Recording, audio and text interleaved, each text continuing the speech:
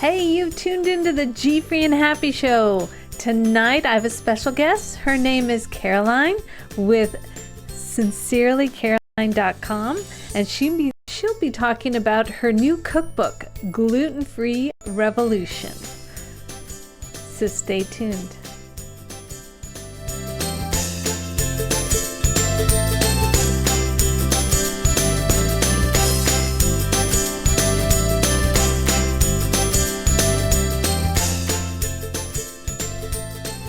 Happy New Year and welcome to the GFree and Happy Show that happens every Monday night at 7 p.m. Pacific, 10 p.m. Eastern. I'm your host Kathy and I have been gluten-free for 5 years and counting. So tonight I have a special guest for the first one of the new year. I cannot believe it's already January 2014. Tonight is Caroline with...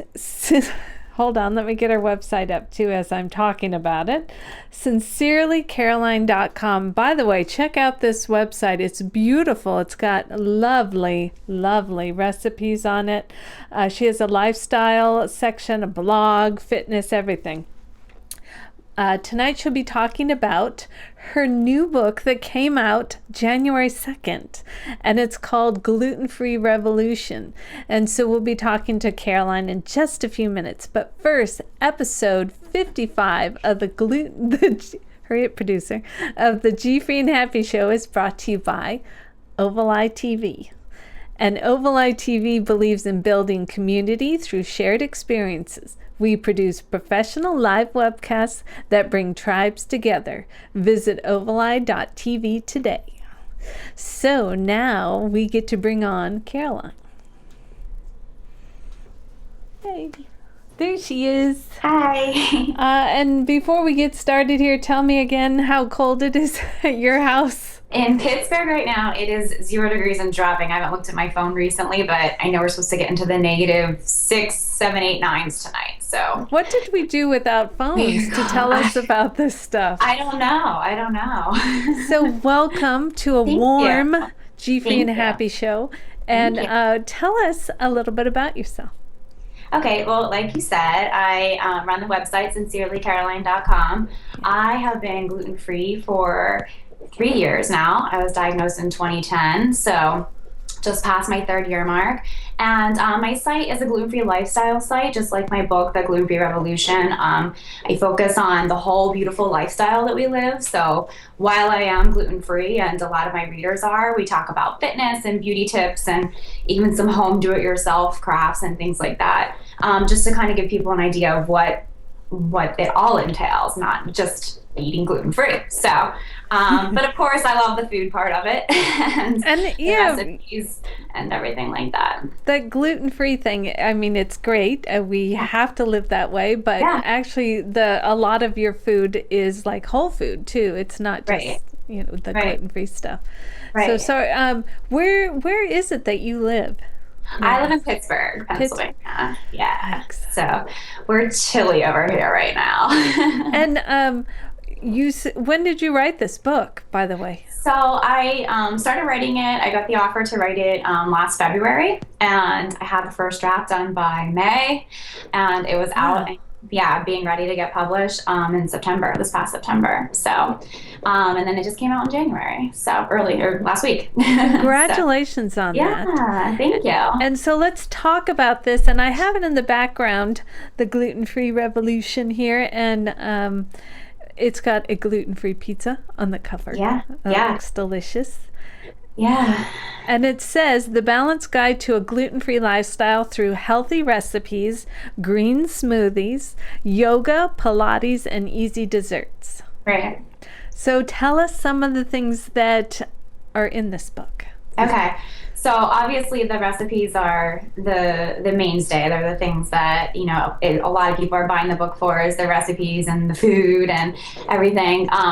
But I also wanted to, like my site, include the things that make me happy and like I said, my whole gluten-free lifestyle, because I like reading books and from cover to back and kind of like a magazine. So I wanted people to get that feeling when they opened it up that they were getting recipes, but like there was also something about fitness and, some of my favorite beauty treatments and things like that. So there's the recipes. There's, of course, everything in there is gluten-free, lots of vegan options as well.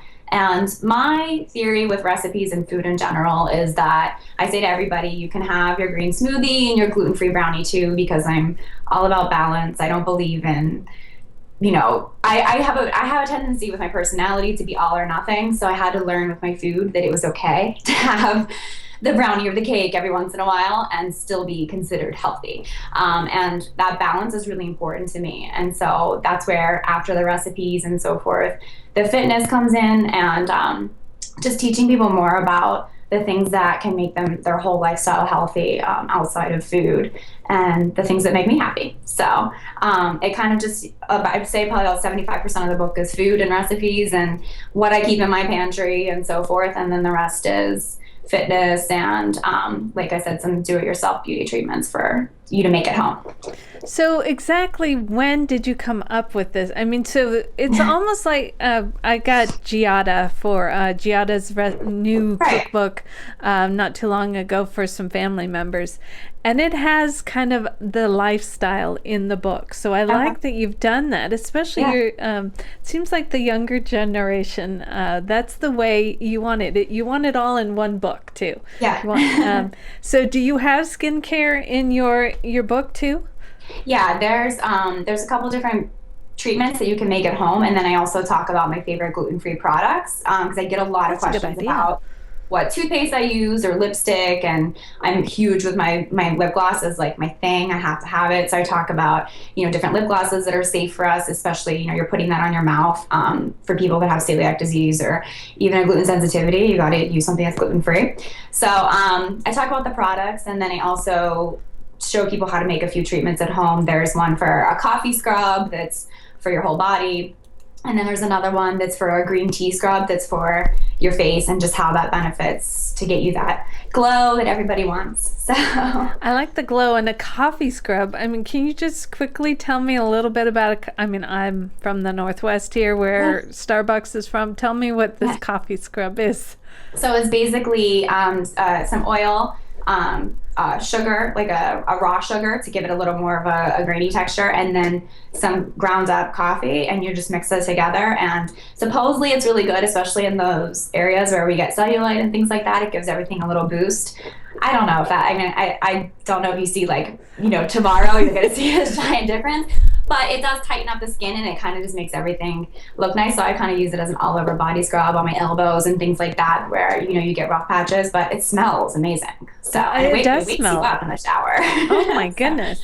Yeah, I like that idea. And so then some of the products, the GFree products that you would recommend in the book would be like a hair product, right? Yeah, some hair products.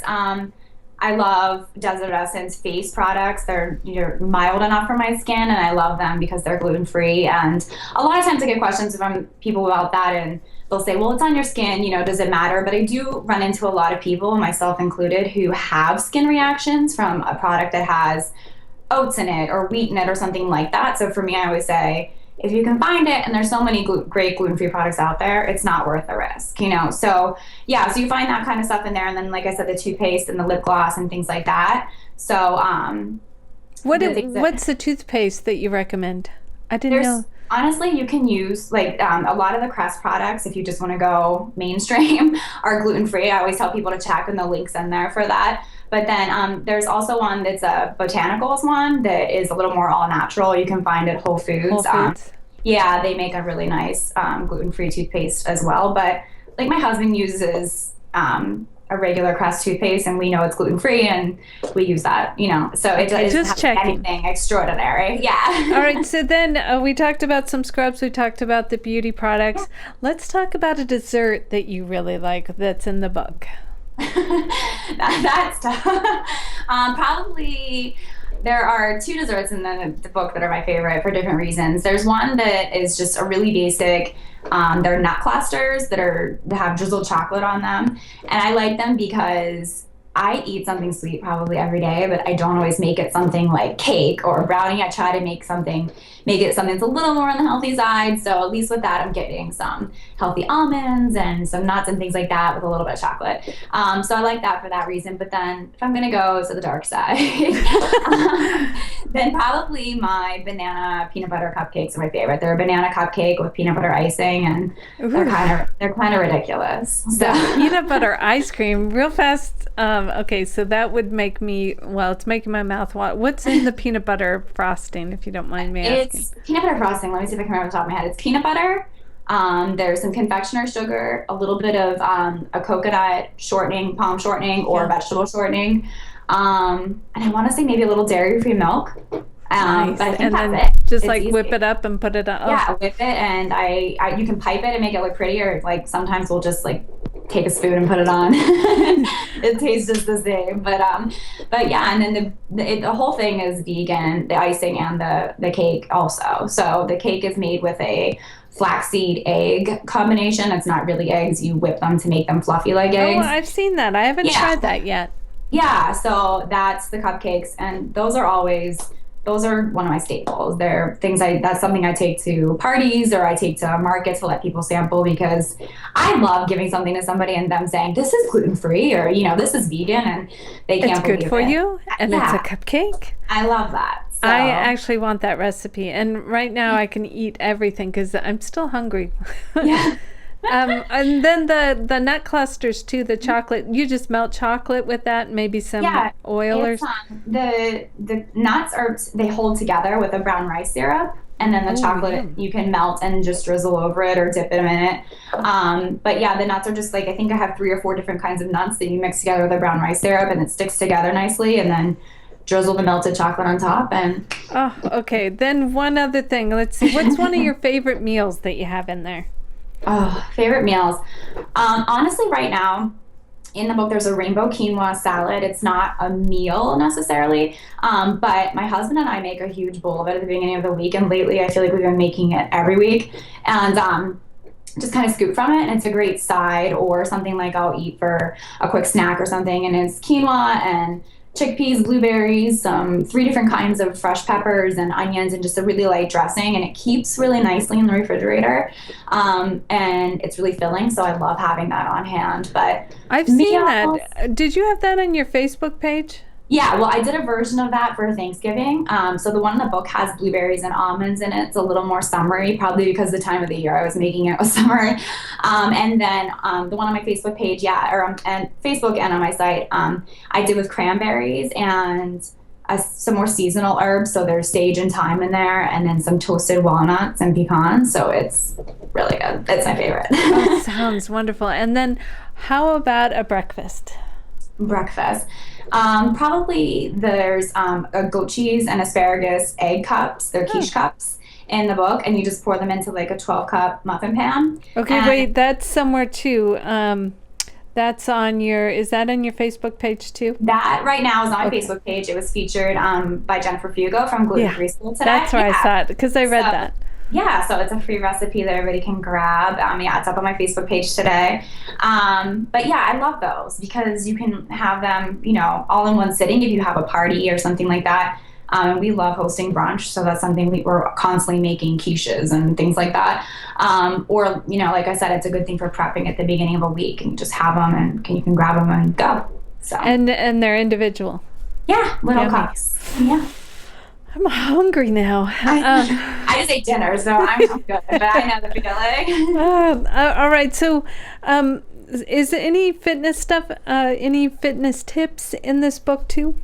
Well, one of my favorite, I like to try a little bit of everything. I've been a runner what seems like my whole life. My parents are both long distance runners, and I started running when I was 12. So I love running, and I got my Pilates certification when I was 16. So I've been trained for, I'm going to be 30. So I've been trained since I was Look, 16. 30.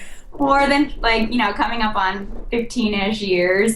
So those are 2 things that I love, and I love Pilates because you can do it anywhere. But I also love, there's some yoga in the book and things like that. I like exploring new things. But one of my favorite experiments in the book was for the running section, and I did 2 different treadmill workouts, and one was just at a constant let's say 3 miles, and calculated how many calories I burned and how far I went and so forth. And then the other one was at intervals, and it was walk run intervals. And I only burned 50 more calories by going for the straight miles as opposed to the walk run.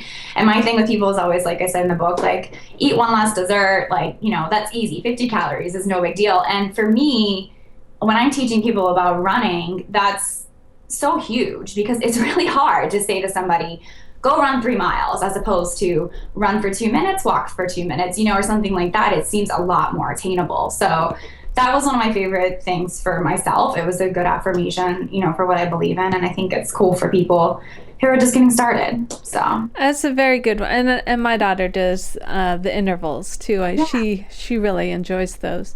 Yeah. And it's not as boring. Yes, I think so. Yeah. We just showed a picture of you doing the plank on like a, what are those boards called? The body boards? Yeah, I don't know which one. I'm probably just on a mat there. Yes. Yeah. That's my Pilates series that I do. It's just a 15-minute Pilates series with On the water? Oh wait, that one? Yes. On the water. Yes. That one was my family and I went to do paddleboarding, and the lady was like giving us, my sister and I, these challenges for different things she does on the paddleboard, and I'm super competitive, so is my sister, so I was like, all right, let's do it. And it's really hard though. Like the next day, I exercise most days of the week, and I was like, you can really get into your core with paddleboarding because of the motion, and then you're trying and then the planking. The planking was See, now I could plank all day long if I had the stamina, because I don't know why, it just helps me a lot. Yeah. Yesenia is actually asking a question. Caroline, what has been the recipe that you didn't think you could make gluten-free that you did and it was good? Very good question. That is a good question. Probably this is more of a nostalgic recipe for me and my mom when I was younger. I'm one of 4 kids, and she would make this potato flake cheesy tuna tater pie, and it was from the side of a Hungry Jack box, and like for years. And then my mom would ask me to she couldn't find the recipe. Can you find it? Can you look it up online? And weirdly enough, when I was making the book, she found it, and it was just the side of a box that she had cut out, and I was like, okay, this is a sign, I'm gonna figure this out. And it was so much easier than I thought it would be. I thought for sure figuring out how to make the crust was gonna be really difficult, and making it good. So probably that one. That was one that I was like, I'm never gonna nail this. And then of course, any cake I've ever made, because at first I made some really, really horrible cakes. I feel so bad because the first year that I was gluten-free, my little brother also found out he had celiac, and I made his birthday cake, and people were like shoving it in and like, oh, it's so good. And I took one bite of it. I'm like, this is horrible. Don't even lie to me. So that was, of course, that's any cake at first was really difficult. But yeah, that cheesy tuna tater pie was like, did not think I would replicate it. And I did. So wait, cheesy tuna pie? It's cheesy tuna tater pies in the book. Okay. And I made it, and I made one for my mom, and it was just cool because she hadn't actually made it since I was a lot younger. That's and nice. Then that I was able to eat it with her. It was cool. So. And did you say your brother? Yeah, my little brother. Well, he's not little anymore. I just call him little. He's 19. He has celiac disease. He actually we came across his issues because of stomach related issues, but also he suffered from horrible eczema when he was younger. And I tell people this all the time because I hear people a lot say my daughter has eczema or so forth. And 2 weeks after eating gluten-free, his eczema was probably 85% healed. And it was so bad. He had scars on the inside of his elbows, behind his knees, and he would be awake at night just, clawing at it. And when we found out that I had celiac disease, we started, the signs were pointing to him, and he sure enough has it as well. So I didn't know that. That's interesting. Yeah. And then did you test him? He was tested? Mm-hmm.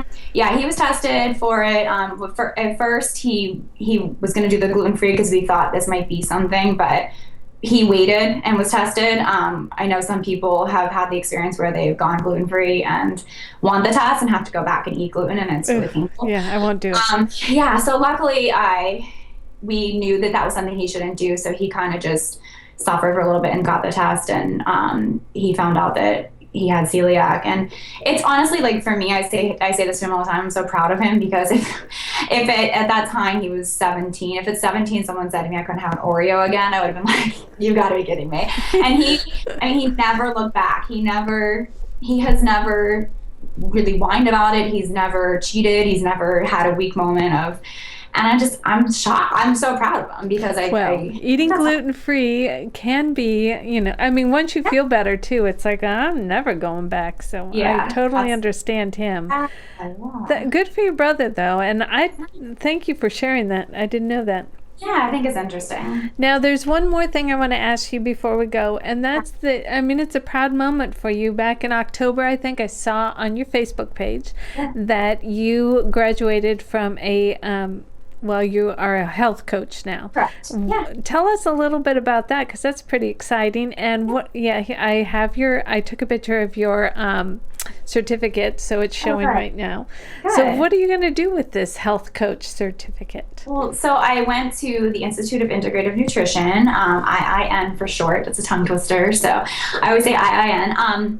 I went because I had always been interested in health and fitness writing, and it is something I've done since I went to school for journalism, and I left school and worked for newspapers, but I'd always wanted to work in that field. So it's what I focused my freelance writing on. And when I found out about the program, it was one more way for me to learn more, to share with people, because I love sharing health and fitness information through my writing. So it's a year-long program, and I went, and you do it all from the coziness of your home with the computer and at your own. She's having, I don't know why she's having, but hold on, we're going to get her right back. And run intended, I like your handle there. Is she back? There she is. I'm here, yeah. Run intended has a question too, but keep going now. Yeah, but it was a great tool for me to learn how to, share more information with my readers. And it was a great experience. I was able to, what I was saying is, get on the treadmill and listen to something and learn. And I was listening to my lesson and, running at the same time. And it was just really doable. And it was a great experience. So. And I'm very interested in that. So thank you for sharing that part. Yeah. So what are you going to do? You're just going to use it as a helper for when I'm doing some health coaching, and I'm starting to work on some plans for people, and it's actually something I'm going to put on my site for virtual health coach, people who want me to coach them virtually or locally, being Pittsburgh. And then, other than that, I want to use it just for my writing and sharing information with, whether it's through my book or my site, with my readers. So. Nice. I love that. I love when we can all help everybody. Advocate for gluten-free. Definitely. So Run Intended asks you a question here. Do your recipes take a lot of time and require a ton of ingredients? That is another good question, because most baking things have like a ton of, that's why I don't bake. Yeah. Well, one of the things, baking aside, one of the things with my book is that I made all the recipes so that it was really just a focus, like you said initially, on whole foods, healthy foods. I wanted people to see that, yes, they're gluten-free, but all of these ingredients, a lot of them are in the produce aisle, or, they don't require anything really, expensive or anything like that. Making a quinoa dish or a smoothie, or even some of like the parchment paper salmon that I do, it's all naturally gluten-free and delicious, but it doesn't require anything complicated. So I would say that those recipes are made to be easier, and so that they don't require a lot of complicated ingredients. And then for the baking, sometimes, with the baking, you have to go get the special flour or whatever. But one of the things I did in the book was create a flour blend that includes 4 different starches and gluten-free flour, so that you can always just make a big batch of that and rely on that and use that in the recipes. So that's I'm not asking you to, so I'm not asking you to go and buy all these different individual things all the time. But the main focus of the book was that this is not that hard, and here's how to do it. And I always tell people to start with my pantry section, because it just shows you some of the very basic everyday items, that I keep in my pantry. And one of the jokes I make is, I have, of course you have ketchup in your pantry, and my ketchup's gluten free, and of course it's Heinz because I'm from Pittsburgh. So there's nothing exceptional or expensive about that. It's just my ketchup habit. So, but yeah, so I would say on average, I'm not asking you for anything serious. That's good to know for Yeah. many people. Yeah. But so the pantry thing, tell a couple more since before we go, Sure. tell me a couple more fun ingredients you have. Well, like one of the questions that people ask me is about, how can I build something easily? And I would say like things I always have in my pantry or my refrigerator are, some fresh frozen or just frozen wild fish of some sort, whether it's salmon or mahi, because I can always grab it and build some sort of meal from there. It's frozen, it's easy, it keeps, and then, to thaw or just, thaw it when you're ready. And vegetables, obviously, broccoli, Brussels sprouts, carrots, all those things that are naturally gluten-free I have on hand, and potatoes, because I'm a big time potato fan.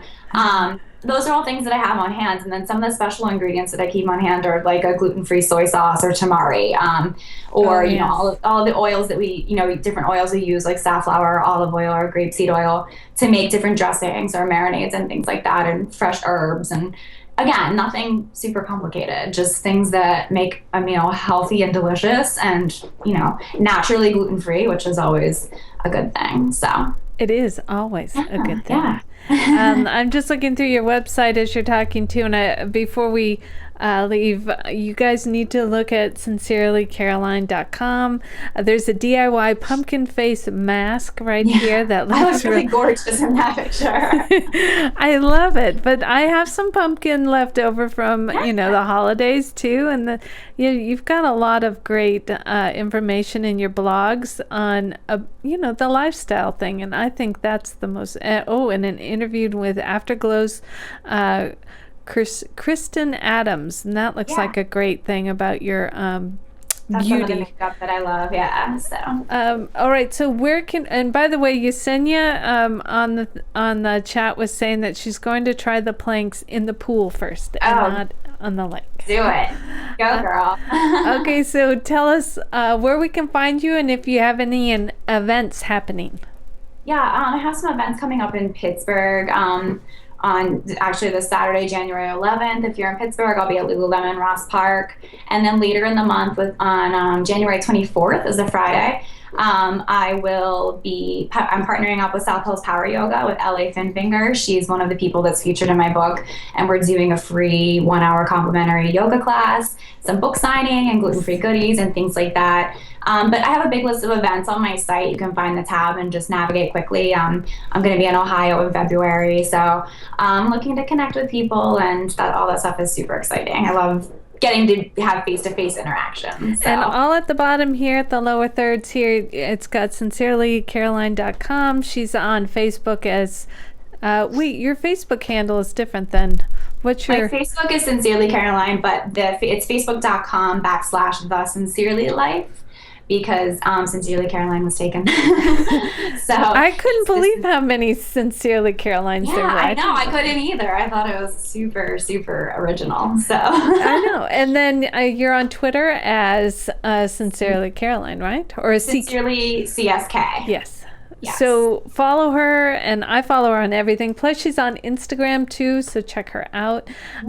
Caroline, thank you so much, and I still cannot believe how cold it is at your house, so please stay warm. We will. Thank you.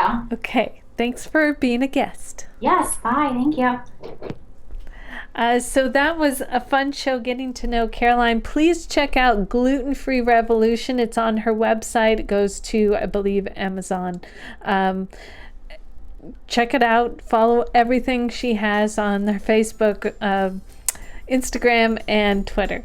And until next week, this is Kathy with GFree and Happy.com. Have a great GFree and Happy week.